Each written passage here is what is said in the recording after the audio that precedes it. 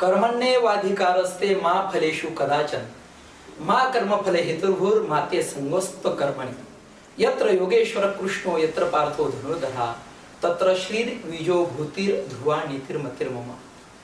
महाराष्ट्र प्रांताबद्दल असं बोललं गेलेलं आहे, महाराष्ट्र माय भू आमुची, मराठी भाषिकांची संत महतांना जन्म देणार नररत्नाचे दिव्य भांडार, ललकार जी जी अशा पद्धतीनं या महाराष्ट्र प्रांताचा गौरव केलेला आपल्याला पाहायला मिळतो। उद्या 1 मे महाराष्ट्र दिन आणि याच महाराष्ट्र दिनाचा गौरव कामगार दिन म्हणूनही केला जातो। सज्जनो, एखादी सुंदर असणारी वास्तू, एखादा सुंदर बंगला, एखादं सुंदर मंदिर आपल्या चित्ताचं आकर्षण करून घेतं। आपण त्याच्या भिंती पाहतो, त्याचे दरवाजे पाहतो, त्याचा कळस पाहतो किंवा त्या इमारतीचा असणारा सुरेख अशा पद्धतीचा भाग आपण पाहतो, परंतु कधी विचार केलाय का याच असणाऱ्या मंदिराच्या पायामध्ये घातलेले दगड, त्याच असणाऱ्या इमारतीच्या पायामधले घातलेले दगड हे जरी दिसत नसले तरी सुद्धा त्या इमारतीला पेलून धरणारे, त्या इमारतीचा भार सोसणारे ते दगड आहेत।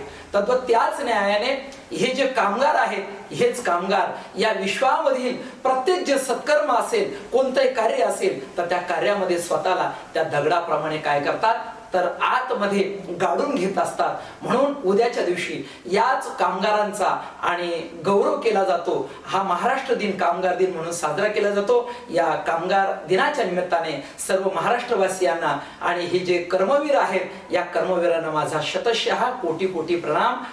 रामकृष्ण हरी।